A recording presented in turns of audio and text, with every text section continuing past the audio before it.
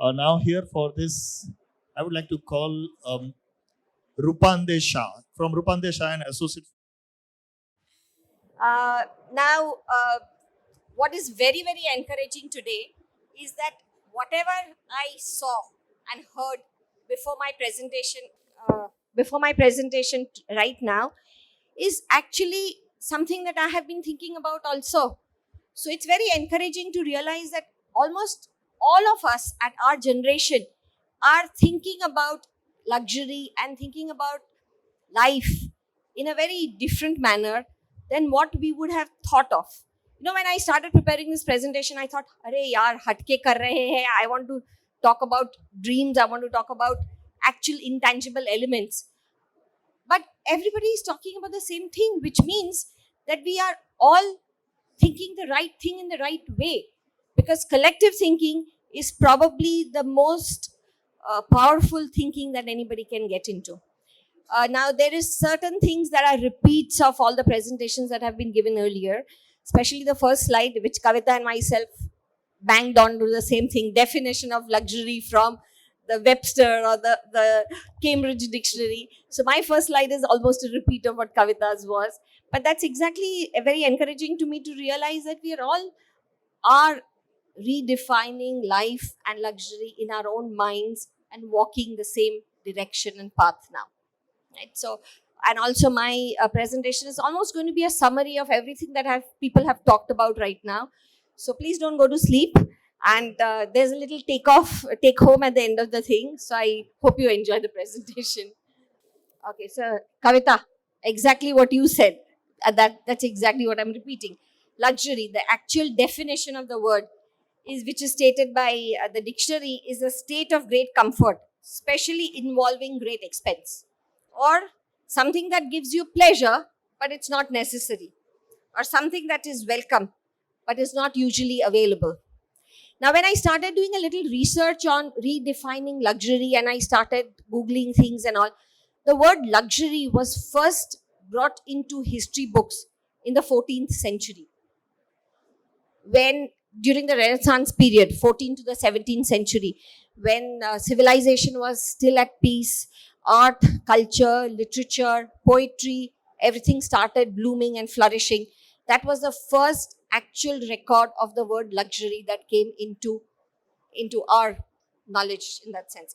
So it lasted from 14th to the 17th century and it bloomed, it flourished. You had the bestest of art, tapestry, furniture pieces, all that was invented and discovered during that time.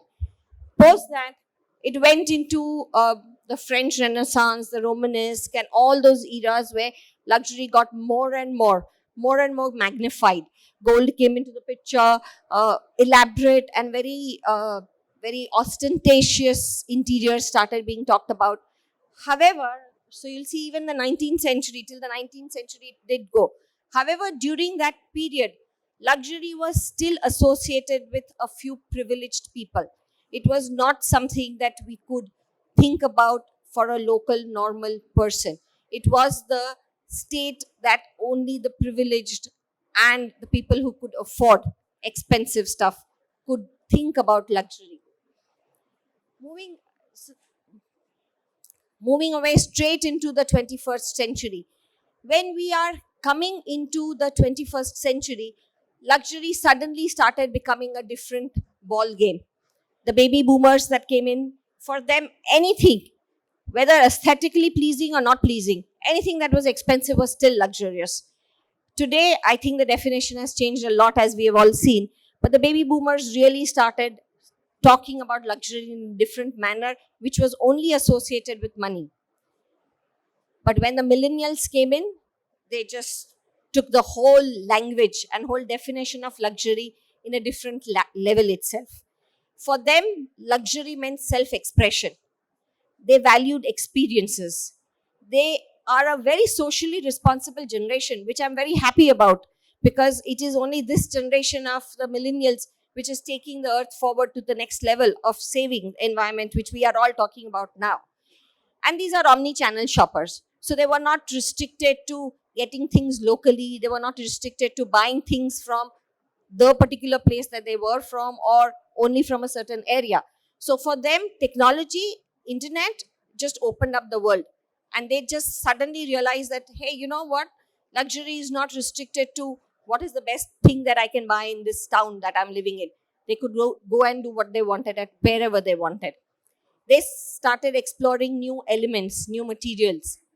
So, as interiors, in terms of our field, there came a new language, fusion, as one calls it. Fusion started becoming the very key word. They started mixing different languages of creativity, you know, mixing of design principles from different eras started happening, which is not something that was happening in the earlier stages, where they were all forming to a conformist movement that, okay, you are designing for the Romanesque period, it follows these details. The Gothic columns were used for the Gothic era. But suddenly these new terms of fusion came in. We found words like eclectic, where colors, patterns, prints, everything started getting used, which was not even being thought about at an earlier stage. But this is happening now once and the millenniums have started taking over. They started mixing traditional motifs with minimalism.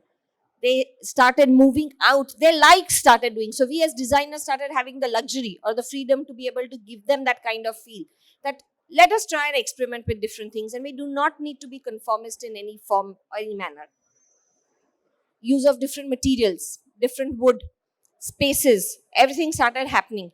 Now the millennials today actually constitute for about 30% of the buying power in the luxury segment.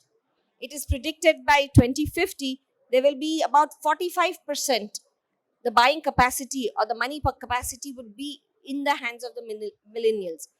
Generation Alpha will then take its course and take it forward.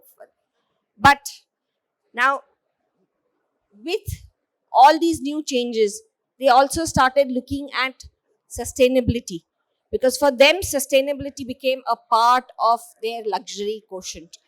The word itself, uh, natural products, they started becoming a luxury ethos.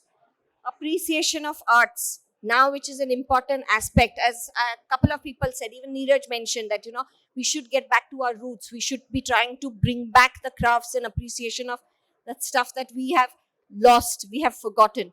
So the generation now, the millennial generation, is now started realizing the value of all these kind of things. We have a lot of new age designers. Right? This is a work of a new age designer called Brody Neal, where he started creating waves in the design world. His use of ocean plastic. So if you'll see the table, the blue table on the side, on the upper left hand corner, it's made with a material called ocean plastic waste. And he's created this new material which can actually be used for furniture. But now it has started getting into the luxury segment because it is so unusual and so unique.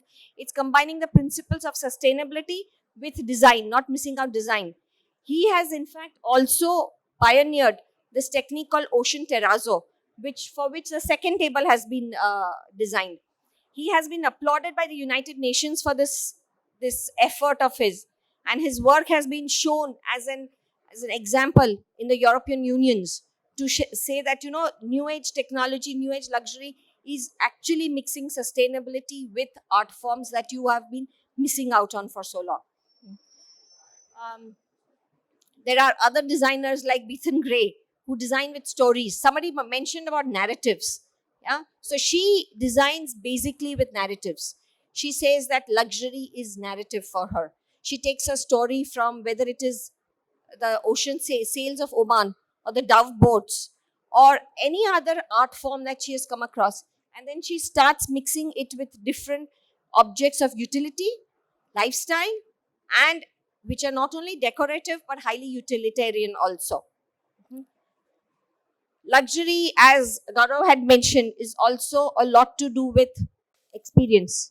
People are talking about years of experience, which has now been translated into a form of luxury because it has perfected that art over generations. It is not the new age at all. So luxury now has got sort of a very mixed meaning, a very mixed language in the design field itself.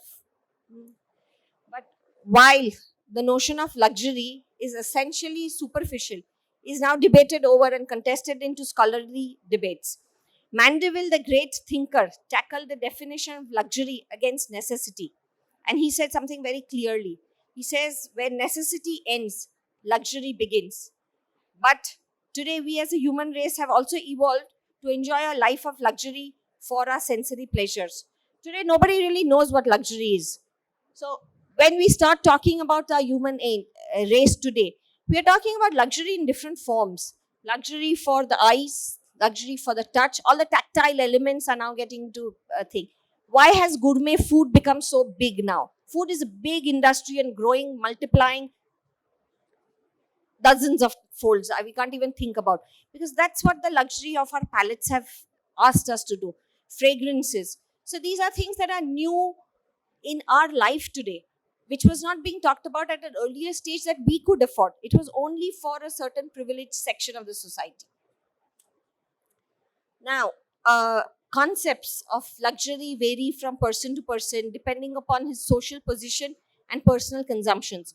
So we have talked about this, that somebody who's living in a small one-bedroom apartment, to get his house done by a designer is also luxury, as compared to somebody who has a huge mansion and he does not know what is the next level of luxury he is going to do. So these things have started changing, and we are all very clearly aware of what the changing definition of luxury is, which is very good. Because as I said, I'm realizing by sitting through this afternoon that all of us have realized that the definition and the language of luxury has changed drastically. And I think we are all going back to what we wanted to be with, originally be at peace. However, there are certain things that we have to remember. In luxury segment itself, there are two forms of luxury which has been defined. One is qualitative luxury versus quantitative luxury. Neither is good, neither is bad, neither is better than the other. But there are different experiences that we are getting. As compared to, I think somebody else also had showed something about one slide was there about a very nice restaurant place where it's a very unique space. Only two people are enjoying their food and all.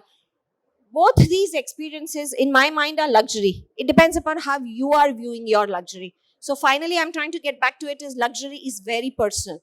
It depends upon what you want out of life, and that is luxury going to be luxury for you. Again, a personalized shopping experience versus a larger mass market shopping experiences. Both are expensive, both are needed, and both are individual to each person. Entertainment. There also luxury has been defined. I mean, today when we go for a movie, it's not a cheap outing for a normal common person. I mean, you're spending easily for a family of four about $2,500. It's probably something that some person earns in a whole week. Correct? I mean, a normal Darwan in our society would be getting $10,000 a month. And as a family, we go and we spend 2,500 rupees only on our tickets in watching a movie in PVR or in a multiplex and all. That is luxury to him. But for us, that seems to be our lifestyle.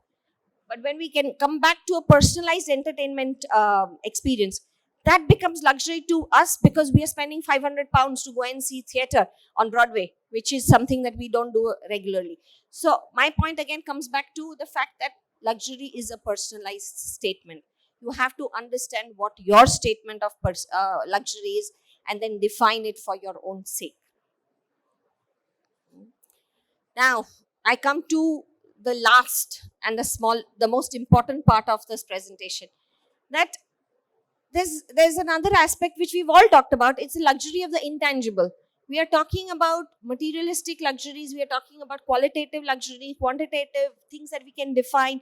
But what happens to the luxury of the intangible, which has not been able to get put into numbers? Okay. The most important thing that today I think that we do not have, a lot of people who do not have, is freedom.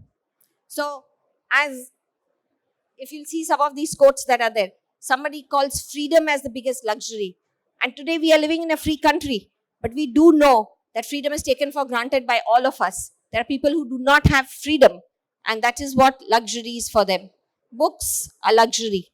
Time, space, things that we have always taken for granted is what we call luxury right now. Okay, luxury of self-expression. Okay. Today we are at a stage, an age in life that people are bold enough to be able to express what they want and wear what they want, carry what they want, do what they want. I think 50 years ago, nobody had the guts to have a hairstyle like that. Today, the fact that people are claiming to do what they want and they can do it, it's luxury for them. They are wearing what they want to wear. It's luxury. Who does not know the central figure? Everybody knows of him. And that's his statement of luxury. Why not? Experiences.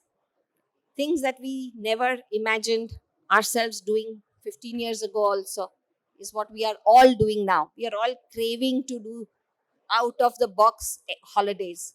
That's an experience and that's luxury.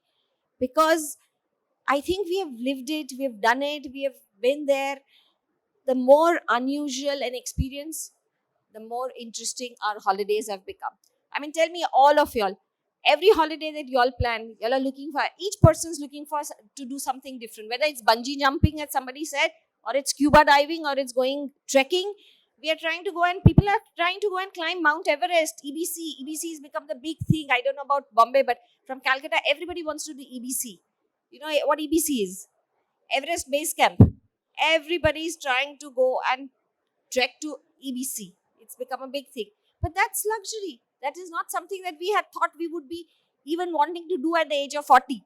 Right? We had thought, oh, our mothers, 40 saal ka ho gaya hai, ab now we have to sit at home and just do your normal routine. But the fact that we are giving ourselves that freedom to be able to push our own limits, we are pushing our limits. And that's luxury to me. I am pushing my limits, and I'm sure each one of you all are pushing your limits. To be able to self-express yourself is luxury, I think. Everybody's craving for space. Today, I think people have the shift, the very strong shift from wanting to be essentially in A-grade cities. People are wanting to be where they have the space. I know of so many people who don't mind moving from South Bombay to go and live in a nice bungalow in the suburbs, or maybe in Vashi, where you get a lot of space, but they want that. I think that is the part that I feel is luxury. Where you can afford things like these and where we can design things like these. That's most important.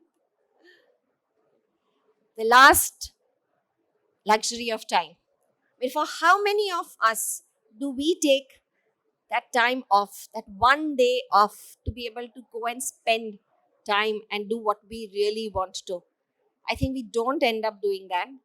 That is something that I just want all of you all take a deep breath, think about what luxury means to you today after all this discussion of materialistic, non-materialistic, arts, craft, everything.